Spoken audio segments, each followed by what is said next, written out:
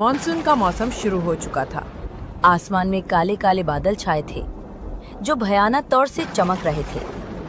दरवाजे पर ही बैठकर 6 साल का अयांश और 8 साल की प्रिया दोनों कविता पढ़ रहे थे। आसमान पर छाए बादल, बारिश लेकर आए बादल, छम छम नाच दिखाए बादल, चली हवाएं सन सन सन, मधुर गीत सुनाए बादल, बूंदे टपके टप टप टप। अयांश, मुझे तो कविता याद हो गया, अब तुम भी कविता सुनाओ।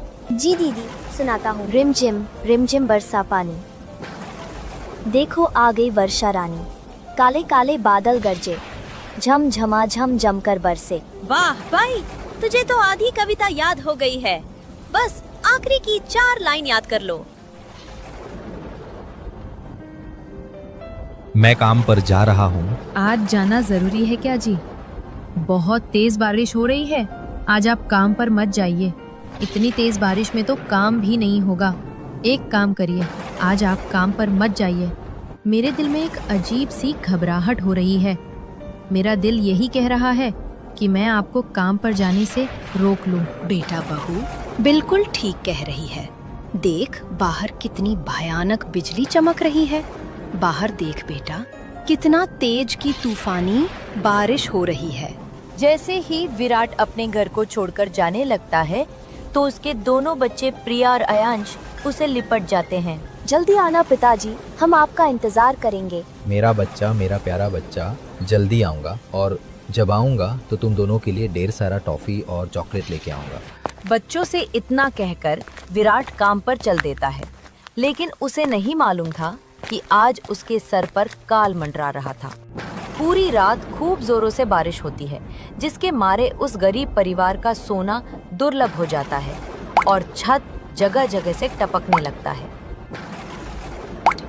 माँ, सारा फर्श तो गीला गीला है, हम कहाँ सोएंगे? चिंता मत करो बच्चों, मैं इसे सफा दूंगी। कुछ देर बाद बारिश का पानी उस गरीब परिवार के चौखट तक भर जाता है और धीरे धीरे पानी कमरे में जाने लगता है। दोनों बच्चों की आंखें नींद से भर जाती हैं।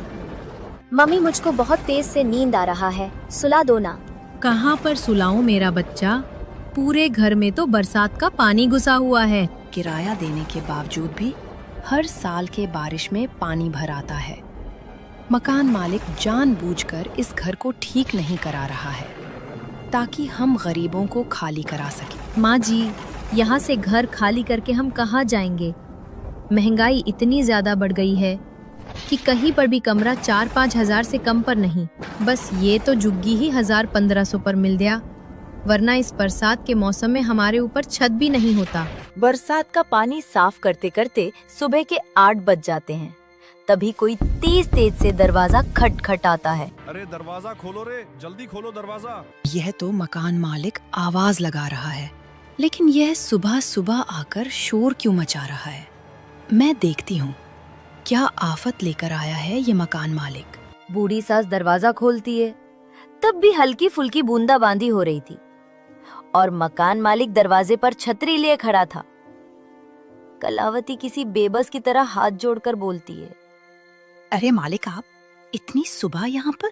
अरे रहने दो, ये हाथ मत जोड़ो, अब तुम्हारा दाल नहीं गलेगा।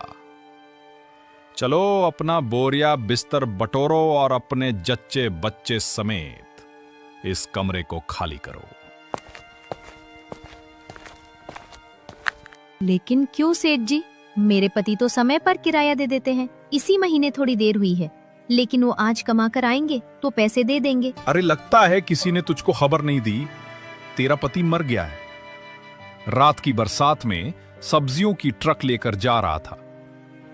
कुछ लोग बता रहे थे कि पुल टूट गई और पानी बहा ले गया, लाश और ट्रक का पता भी नहीं चला। तो कुछ लोग ऐसा बता रहे थे कि बिजली गिर गई और मजदूर समेत सब दर पर ही खत्म हो गए। ये बात सुनकर बूढ़ी कलावती बेटे को खोने के गम में छाती पीटने लगती है। हाय मेरा बच्चा, मुझे भी अपने संग में ले चलता। अरे ओ बुढ़िया, मेरे मकान में रोना पीटना मत लगा, चलो निकलो यहाँ से। मालिक ऐसा मत कीजिए, इस बारिश के मौसम में मैं गरीब अकेली औरत अपने छोटे छोटे बच्चों को लेकर कहाँ भटकूंगी? मालिक कुछ तो दया दिखाइए। अरे थोड़ी क्यों मेरी गुलाब जामुन, मैं तो पूरी दया दिखाने को तैयार हूँ, बस बदले में तुझको मेरा थोड़ा दिल बहलाना होगा। ये सुनकर पूजा उसे खींचकर चांटा मारती है, जिससे मकान मालिक गुस्से में लाल पीला हो जाता है।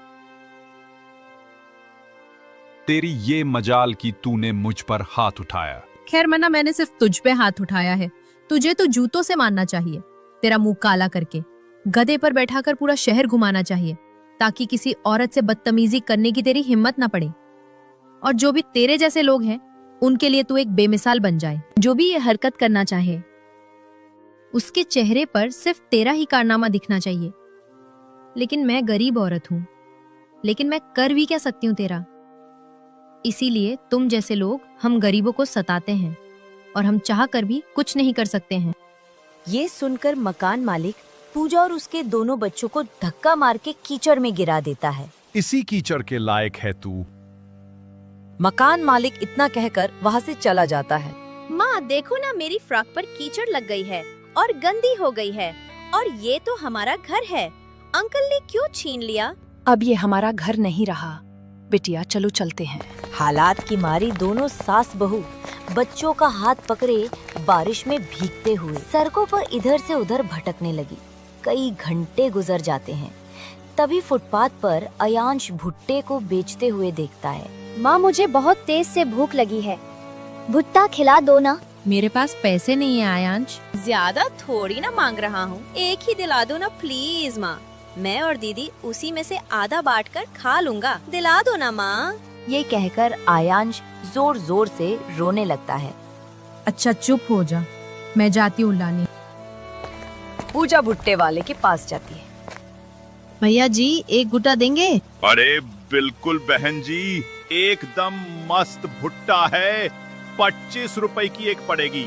मेरे पास देने को पैसे नहीं है। पैसे नहीं दोगी तो क्या फ्री के भुट्टे खाओगी? मैं अपने बाप दादा की खेती से थोड़ी ना तोड़ कर लाया हूँ। चलो भागो यहाँ से। ठेले वाला डांट कर भगा देता है।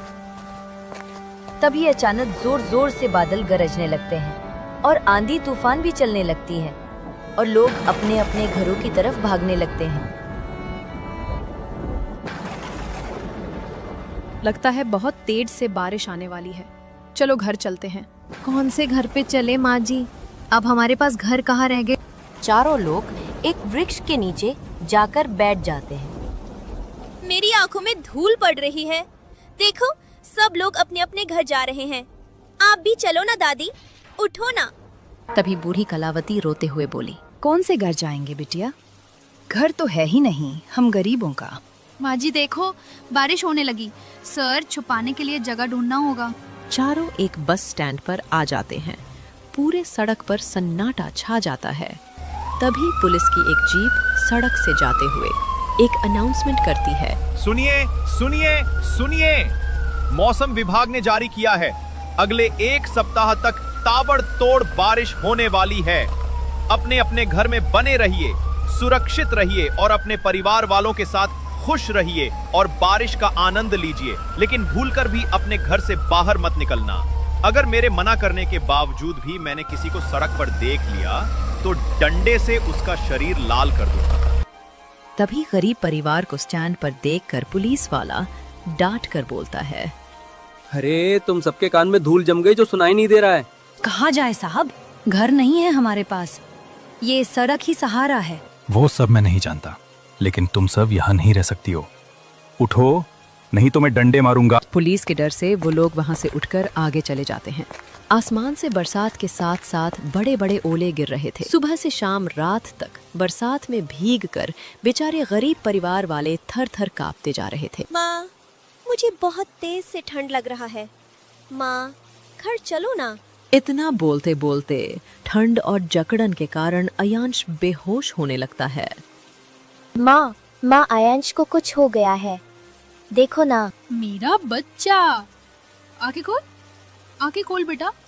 माँ जी देखो ना, इसको क्या हो गया? बहू वो देख, वहाँ पर सर छुपाने की थोड़ी जगह है, वहीं चलते हैं।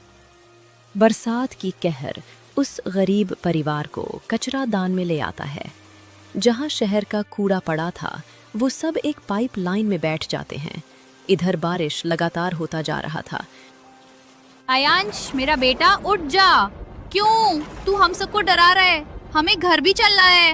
हे भगवान, बड़ा निर्दयी है तू, हर वक्त बस सिर्फ तू गरीबों को ही सताता है। हिम्मत हारी हुई पूजा टूटे हुए दिल से भगवान को बहुत कोसती है और रो रो कर आयांश का हाथ पैर मलती है। तब जाके वो आंखें खोलता है। इसी तरह से उन्हें 2 दिन तक इसी पाइपलाइन में बिना कुछ खाए पिए रहना पड़ता है।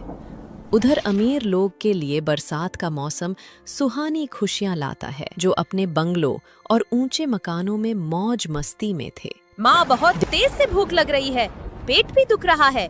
भूख तो लगेगी मेरी बच्ची, 2 दिन से तुमने कुछ खाया भी नहीं है। तुम लोग यहीं रुको, मैं कुछ खाने का इंतजाम करती हूँ। बारिश में भीगते हुए पूजा कचरा बीनने के लिए निकलती है, जहाँ कूड़ेदान में भी घुटने तक पानी भरा था। वो जैसे ही कूड़ेदान में पाँव डालती है तो एक कांच का टुकड़ा उसके पाँव में घुस जाता है। माँ, मेरे पैर में लगता है, कांच चुभ गया। किसी तरह गरीब बहू कचरा बेचकर 20-20 रुपए में डबल रोटी लाकर बच्चों को खिलाती है। जहाँ एक तरफ गरीब परिवार का नसीब था जो कचरे में पड़े थे, वहीं दूसरी तरफ सड़क पार अमीरों की चमचमाती कोठियां थी। धीरे धीरे बारिश इतना ज्यादा बढ़ जाता है कि पाइपलाइन में भी पानी भर जाता है। बहू, इस जगह में भी तो पानी आ गया। अब हम यहाँ से कहाँ चलेंगे?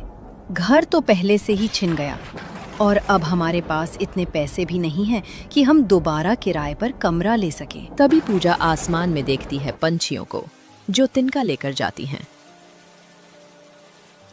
माँ जी, हम घर बनाएंगे। जब ये छोटे परिंदे इस मौसम में इतना संघर्ष कर सकते हैं तो हम क्यों नहीं? दोनों सास बहू जुगाड़ लगाकर घर बनाने को सोचती हैं।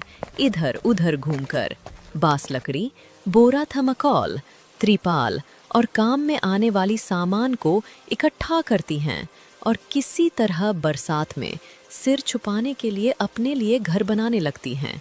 कई बार तूफान के चलते काफी दुविधा आती है, लेकिन आखिरकार वो घर तैयार कर लेती हैं। देखिए सासू माँ, बन गया हमारा टेंट घर। कम से कम इसका किराया तो नहीं देना पड़ेगा। ऐसा कहते हुए दोनों के आंखों में गम के संग एक संतोष भी था। चारों टेंट घर के अंदर जाते हैं और दोनों सास बहू खूब मेहनत करती हैं और 1 साल के अंदर छोटा मोटा अपने लिए एक पक्का घर बना लेती हैं, ताकि फिर उन्हें बरसात में बेघर न होना पड़े।